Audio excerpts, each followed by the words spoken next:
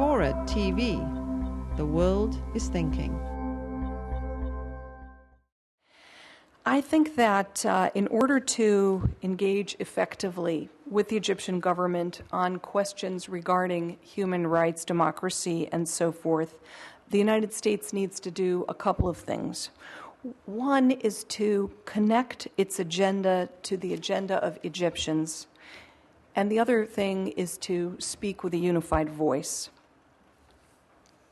Now, by connecting its agenda to that of Egyptians, it's related in a way to what Nick said about sort of the Michelangelo syndrome.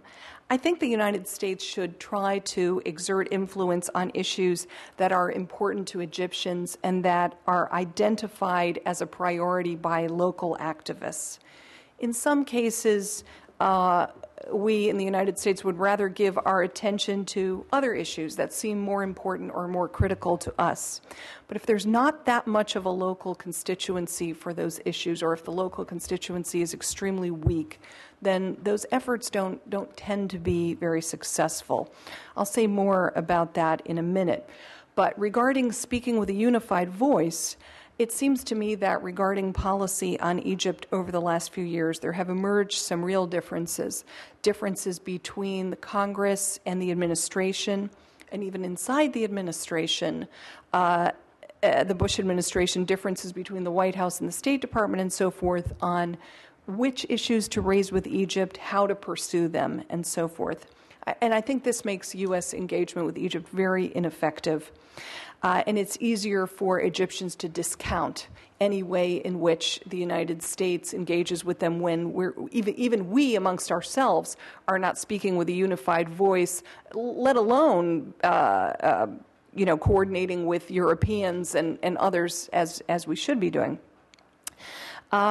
The other thing that I think makes U.S. engagement with Egypt less effective and has been less effective in the last couple of years is kind of a mixing of agendas when we engage with Egypt, particularly on human rights and democracy questions. So, of course, the United States has a lot of items on its agenda with Egypt, for example.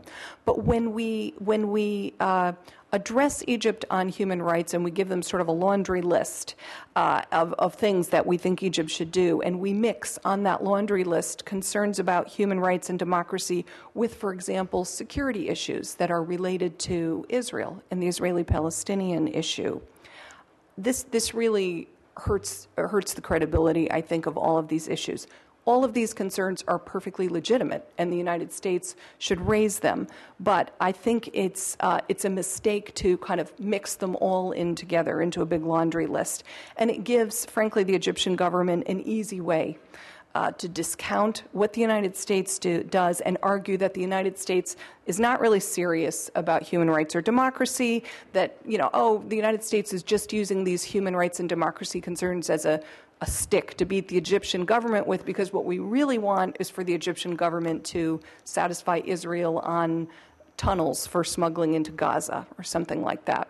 As I said, these are both legitimate sets of concerns, but it hurts both of them, I think, when we mix them together.